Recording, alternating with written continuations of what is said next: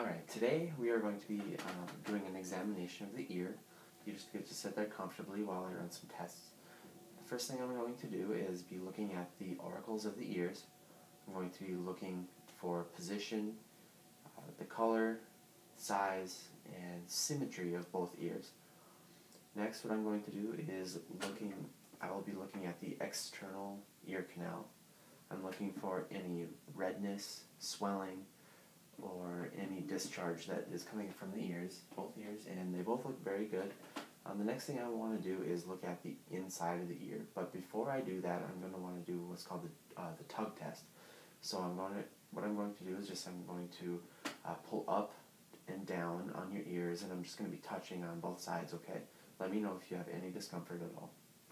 So, pulling down here on the auricle, upper.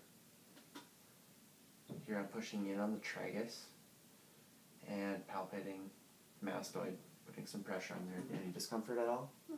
Alright, good. So that gives me the go-ahead to check the internal ear canal. So I'm going to be using an otoscope right here, and since you're an adult, I'll have you turn this way. I'll just do it with this here. Since you're an adult, I'm going to want to pull the ear up, back, and outward just a little bit, just so I can get a good angle at the eardrum. So I'm just going to place this in here, I'm going to take a look,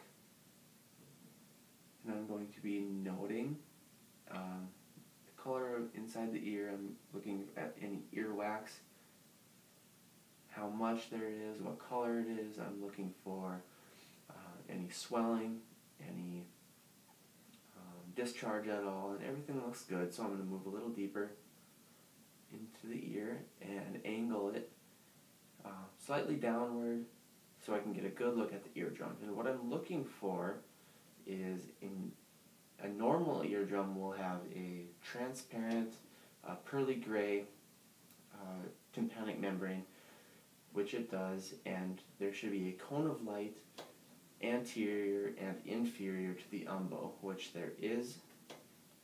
I would do the same to both sides, just like everything else, but just for time, I'm not going to do that for this video. And the next thing I'm going to do is we're going to do some tests to assess your hearing, okay? So I'm going to stand behind you, and the first exam, we're just going to test for auditory acuity. So I'm going to have the patient sit here, and I'm going to make a sound on the side of your ear, and I'm going to want you to let me know when you hear that sound by raising your left hand, okay? So this is the sound you're going to hear. And I'm going to start back out of the hearing range, and I'm going to move closer to the ear. Okay, so I'm going to note the distance between my hand and the patient's ear. And then we're going to do the same thing with the other side, okay? So here's the sound.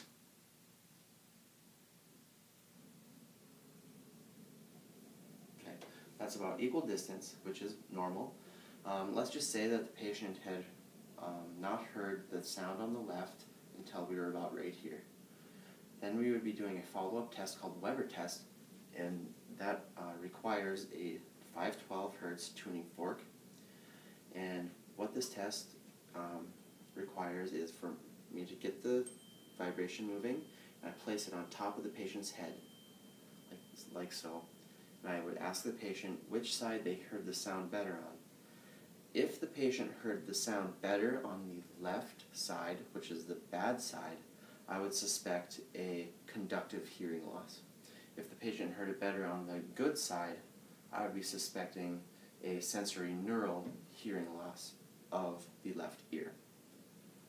Another test that I would like to do is called the Rhine test, and this also requires the 512 Hz tuning fork. And what I do is I get the sound going, and I place the base of the tuning fork on the patient's mastoid, and I ask the patient to let me know once they stop hearing the sound. And as soon as they stop hearing it, I move it to the front, or just outside of the external auditory meatus, and the patient will let me know if they hear the sound. So here we go.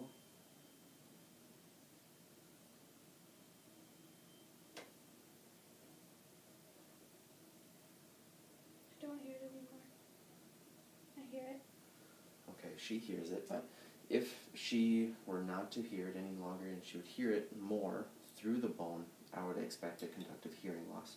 But since she heard it afterwards, that's normal, which is good. Another exam that we do is called the Schwann-Box test. This is not a very reliable exam, but it is still done. So what this requires is for the patient, or we start with the patient in the tuning fork, just outside the external auditory meatus, and I ask the patient to let me know when they stop hearing the vibration.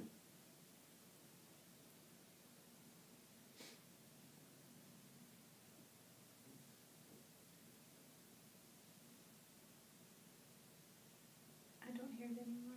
And then immediately I put it to my ear to see if I hear it.